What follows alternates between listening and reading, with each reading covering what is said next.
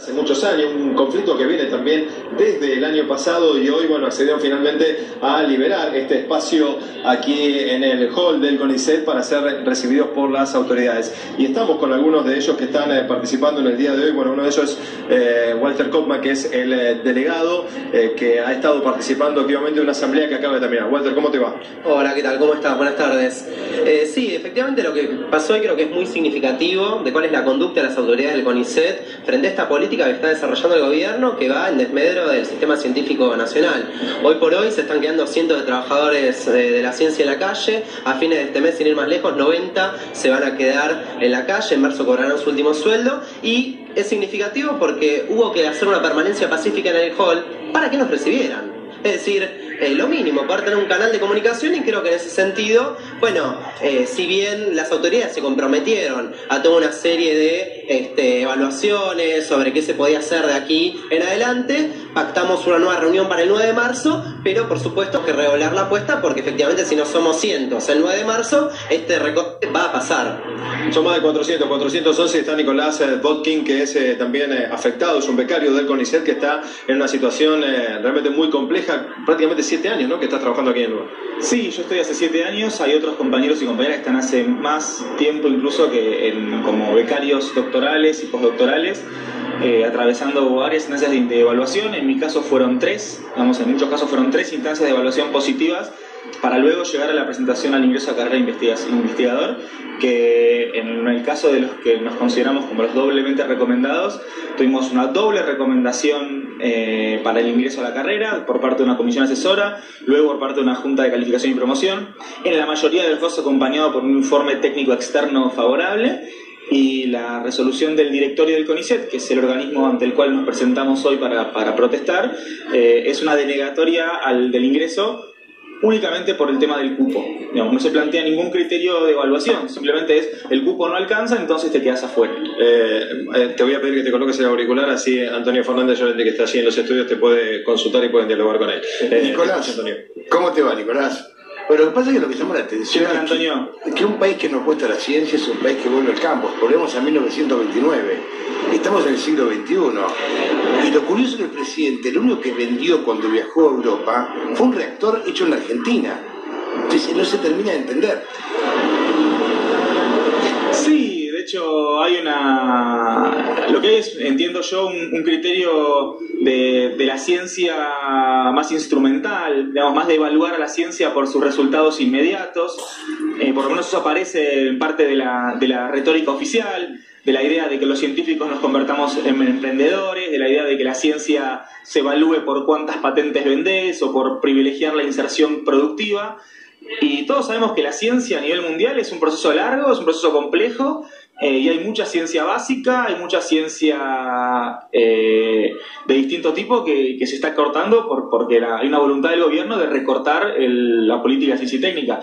Es cierto, la ciencia como motor del desarrollo, la ciencia como principio de soberanía, la ciencia como criterio de inclusión social, la ciencia como un mecanismo que permite la integración nacional. Hay un montón de elementos a los cuales la ciencia en general aporta, y todo eso se ve afectado por una política de ajuste de un gobierno que no solamente a todo lo que es gasto público lo ve como un elemento negativo, sino que aparte, en particular con la ciencia, tiene una perspectiva muy productivista de qué es la ciencia válida y qué es la ciencia no lo es. Claro, pasa que la ciencia inventó la bombita de luz, por ejemplo. Entonces, si uno no empieza a pensar este tipo de cosas, te quedás en vender granos.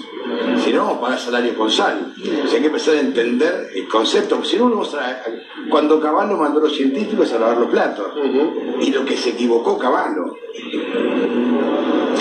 Sí, esa expresión de Cavallo frente a Susana Torrado no solamente es mandar a los científicos a lavar los platos, sino en particular mandar a una científica a lavar los platos, con todo el contenido machista que esa expresión tuvo en aquel momento, y con todo y con todo el desprecio hacia la gente que trabaja de lavar platos, que es un trabajo totalmente digno. Digamos, esa parte fue la respuesta que dio ese momento Susana Torrado, que fue particularmente, digamos, creo yo, muy valiosa, en el sentido de no tomar eso como un insulto. Pero sí es cierto, hay una política de ajuste muy fuerte sobre la ciencia en general. Nosotros estamos en el CONICET, pero en los últimos días fue muy fuerte lo que pasó en el INTI, lo que está pasando en el INTI. Ya más de 20 días de de conflicto en el INTI con más de 200 despidos. Es algo que desaparece en todo el Estado, digamos. Hay un montón de áreas del Estado que están siendo vaciadas por un gobierno que no entiende como prioritarias esas actividades, que pone el eje en el trabajador estatal y el eje se pone en, bueno, vos vas a conseguir otro trabajo, puede ser, puede no ser, pero no en lo que el país se pierde por el hecho de que un trabajador estatal esté ejerciendo determinado trabajo y esté haciendo determinadas cosas que son buenas para el país, digamos, ya sea lo científico como lo artístico, como un montón de áreas del Estado que están siendo destruidas por la política del ajuste. Nicolás, te iba a preguntar cuál era la respuesta del gobierno. Está claro que se busquen otro trabajo. No sé si puedes agregar algo a ese concepto que esgrimen por parte del Estado al dejar a 400 personas sin empleo. Pero aprovecho también para preguntarte, además de este agregado que podés hacer, por supuesto, es si tienen o cuál piensan que es el mejor plan de lucha para poder hacer y ejercer cierta presión para que este tema pueda ser revisado y revertido. Respecto a lo primero, más que buscar que nos busquemos otro trabajo, lo que nos pretende el gobierno es que nos busquemos un trabajo, porque el gobierno no considera que seamos trabajadores, sino que considera que los becarios somos simplemente personas que reciben un estipendio, pero no nos considera trabajadores. De hecho, no considera que lo que recibimos todos los meses sea un salario, no considera que lo que nosotros tenemos cuando nuestra provisión de salud sea un derecho a la salud, sino que tendría que ser considerado para ellos como un regalo que nos hacen, de que aparte nos dan una prepaga. Digo, y que eso encima fue el objeto de una lucha bastante larga para que los becarios consigamos eso. En ese sentido, lo que se plantea es que nosotros recibimos una formación y hoy, en particular hoy, en la reunión que tuvieron compañeros y compañeras con las autoridades del CONICET, se nos planteó explícitamente que nosotros tenemos que considerarnos privilegiados, que nosotros somos gente privilegiada, que hay mucha gente, incluso dentro del Estado, que está pasándola mucho peor que nosotros y que entonces no tendríamos muchos elementos para quejarnos. En ese sentido, sí, lo que se plantea es la salida al sector privado, la inserción en otras áreas, el emprendedorismo, que es una bandera que les suele gustar al gobierno en sus discursos, y por último, que es algo que apareció el año pasado y que nosotros estamos... apareció el año pasado y nosotros estamos intentando ver si se puede reflotar, es la inserción en universidades nacionales. Digamos, el año pasado surgió como respuesta del gobierno ante el conflicto de diciembre de 2016 y apareció como una alternativa que no es la que estábamos buscando, pero que satisface parte de los reclamos nuestros, y uno de los planteos que hacemos es la posibilidad, la discusión acerca de que se vuelva a hacer. Respecto a tu segunda pregunta, los medios de lucha, bueno, creo que principalmente tienen que ver con la convocatoria y la movilización, por eso agradecemos mucho a tus compañeros que están acá presentes para cubriendo la actividad. Hoy tuvimos que tomar el hall de entrada al edificio del CONICET para que nos escuchen, porque presentamos una carta apenas llegamos a las 9:30 de la mañana pidiendo una reunión. Y supuestamente recién recibieron la carta una vez que escucharon ruido de bombos abajo. Quiere decir que si uno no toma ciertas medidas de fuerza, es imposible que siquiera te den una reunión.